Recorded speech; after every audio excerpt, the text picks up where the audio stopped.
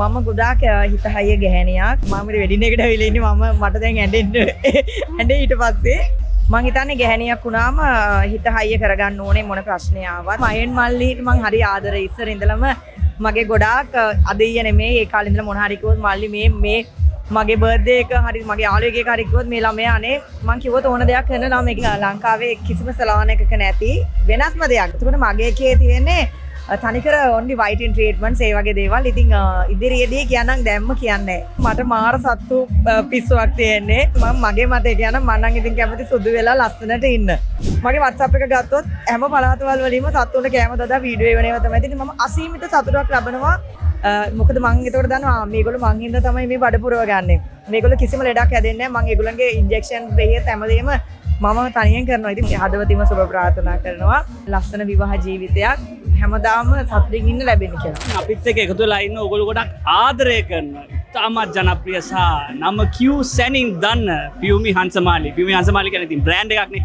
ඉතින් පියුමි මොකද වෙන්නේ මේ දවස්වල කොහොමද හොඳින් ඉන්නවද? මම ගොඩක් හොඳින් ඉන්නවත් හොඳින් ඉන්නවද?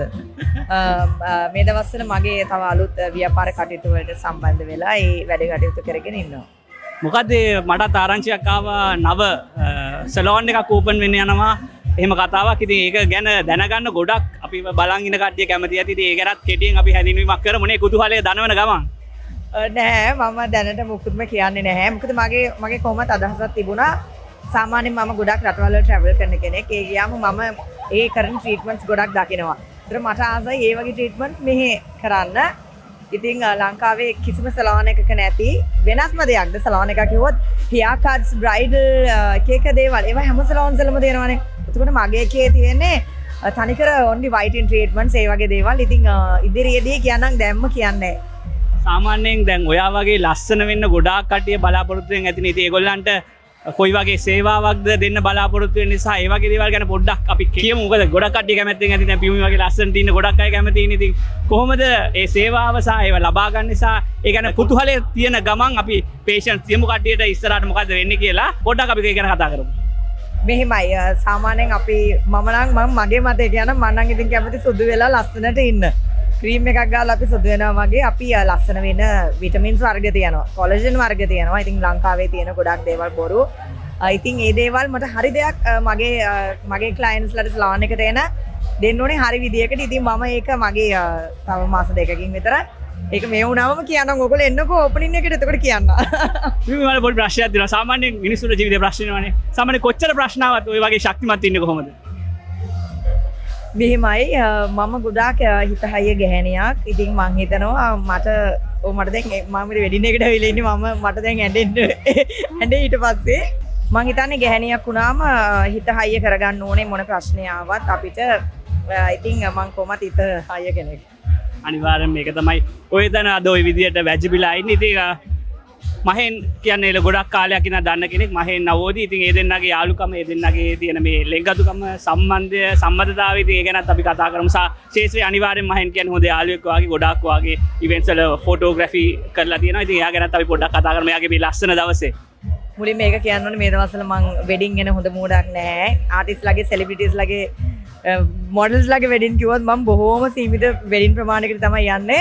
මම ඒ මොකකටවත් යන්නේ නැතුව මයෙන් මල්ලිට මං හරි ආදරේ ඉස්සර ඉඳලම මගේ ගොඩාක් අදෙය නෙමෙයි ඒ කාලේ ඉඳලා මොන හරි කිව්වොත් මල්ලි මේ මගේ බර්ත්ඩේ එක හරි මගේ යාළුවෙක් එක හරි කිව්වොත් මේ ළමයා අනේ මං කිව්වොත් ඕන දෙයක් කරන ළමයෙක්. ඉතින් මං හරි ආදරේ මහෙන්ට. අද මහෙන්ගේ දවස මම වෙඩින් ඇඳගෙන එන මූඩයක් මට නෑ. මං අලුත් ඇඳුම්නුත් නෑ මගේ ළඟ. මං ගෙදර තිබුණ මේ ඇඳුමක් දාගෙන මහෙන් මල්ලි හින්දාවා යාගේ වෙඩින් එක. මං හදවතින්ම සුබ ප්‍රාර්ථනා කරනවා ලස්සන විවාහ ජීවිතයක් හැමදාම සතුටින් ඉන්න ලැබෙන්න කියලා. අපි සමාජ මාධ්‍ය වල දකිනවා ගොඩක් සත්තුන්ට උදව් කරනවා සහ ඒක ඇත්තටම මිනිස්සෙක් වශයෙන් තියෙන මානුෂීය ගුණයක්. ඉතින් ඒ ගැනත් අපි පොඩ්ඩක් කතා කරමු. මොකද මානුෂීයත්වය තමයි ජීවිතේ අපිව රඳා පවත්වන්නේ. ඉතින් ඒක ඇත්තටම හොඳ දෙයක්. ඉතින් අපි ඒ ගැනත් කතා කරමු. ඔයා වගේ කෙනෙක්ගෙන් ඒ වගේ දෙයක් ඇත්තටම අපි සමාජයේ වශයෙන් වගේ කරන්න ඕනේ ඒ දේ ගැන. ඉතින් අපි ඒ ගැනත් පොඩ්ඩක් කතා කරමු.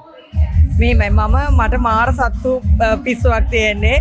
ඒ සතා හරකෙක්ද ඌරද එළුවද බලු කොක්කෙක්ද කියලා නෑ. මං සතුන්ට හරි ආදරේ. මොකද අපිට මිනිස්සුන්ට වේදනාවක් ආවම එයාට ඒක කියා ගන්න. නමුත් සත්තු මේ රටේ ගොඩාක් අසරණයි. ඉතින් මම ලංකාවේ පාරවල ඉන්න සතු දැන් මොනරාගල ඉන්නවනම් මොනරාගලට අවුම ඉන්න එක ලේඩි කෙනෙක් මං අඳුරනවා. ඒ වගේ හැම ගමකම වගේ ඉන්න අය අඳුරනවා. ඉතින් ඒ අයට මං හැම සතියකම සල්ලි ට්‍රාන්ස්ෆර් කරනවා. ඒගොල්ලෝ හැමදාම ඒ පාරේ ඉන්න සතුන්ට කෑම දදා මට වීඩියෝස් එවනවා. මගේ ෆෝන් එක ගත්තොත් මගේ WhatsApp එක ගත්තොත් හැම පළාතවල වලින්ම සතුන්ට කෑම දදා වීඩියෝ එවනවා තමයි. ඉතින් මම අසීමිත සතුටක් ලබනවා.